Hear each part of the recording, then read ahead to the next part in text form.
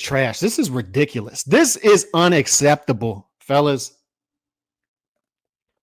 People aren't talking about this enough. How do we get to this? How does the middleweight division, 15 years ago, just 15 years ago, we saw Pavlik versus Taylor in a classic. What was that? How many years ago was that? Sergio Martinez knocks out Paul Williams. Cotto moves up and beats Sergio Martinez. Before that, the division of Bernard Hopkins constantly defending his title 20 plus times. Marvin Hagler, the guy behind me, their division, historic division, the first division in boxing. This is our roots, and it's come to this. This is disrespectful. How does it happen? How does that happen? It's about promoters protecting their assets, putting them in bubble wrap, putting them in shrink wrap, keeping them away from risk, no movement, sanctioning bodies, not stripping guys, Jamal Charlo. And look, man, I have all empathy in the world for mental health, mental illness, all that. I have empathy. Everybody has people they have to check on. I'm no different. But 850 days you fought one time. I don't care what the reason is. You got to be stripped. You got to be stripped. We need movement in these divisions. Jamal Charlo should not have a belt.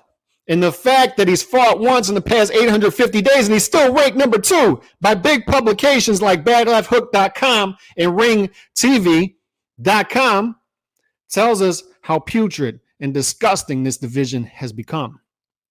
The fact, that's red flag number 1. Red flag number 2, a junior Liam Smith, very pedestrian fighter. Number 6, red flag number 2. Red flag number 3, 41-year-old guy, still number 1 in the division, has not been picked off by a young lion yet.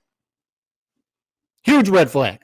The only guy in recent history who has unified in the division. He did it against Murata. And Murata didn't fight for some time before that, still had the belt, and hasn't fought since, I don't believe. Red flag number 4. Where are these fights being mandated? How is it that Yanni Beck has a belt fall in his lap because everybody's scared to death of him, and you watch him fight in his last fight, you're like, this guy's pedestrian.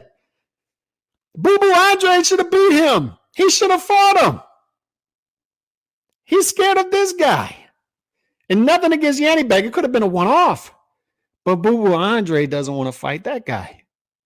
And then he wants to whine, oh, I can't get the fights. I can't get the fights. I can't get him. I ducked Yanni Beck twice. I ducked Zach Parker twice, but everybody's scared of me and I can't get the fights. No. So all the Boo Boo Andre channels out there, the few of them that are pushing the Boo Boo Andre to the death of him narrative, no, you're not getting away with it. You're going to be called out and you're not getting away with it. This is disgusting. Absolutely disgusting.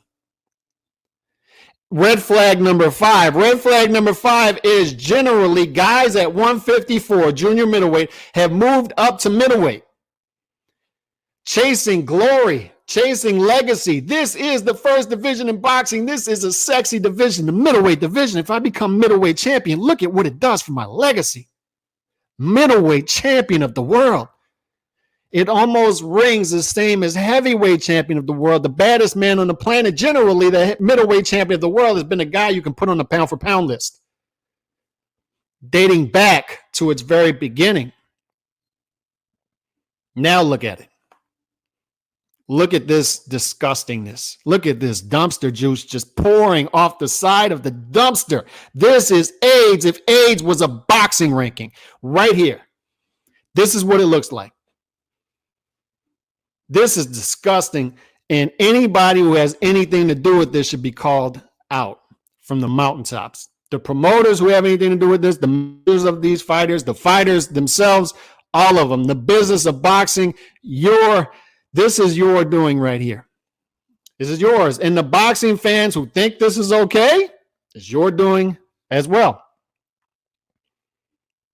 But guys at 154, the Sergio Martinezes, Miguel Cottos, who go up and then become lineal champions by beating Sergio Martinez, Canelo moving up to 160. The guys at junior middleweight have wanted to go to middleweight to chase the glory. So red flag number 5 would be Sebastian Fundora staying at 154. Mel Charlo becomes undisputed, stays at 154. Maybe that's due to his brother. I don't know. But the top guys at 154 are staying put. The guys at 168 are not draining themselves to make 160 in order to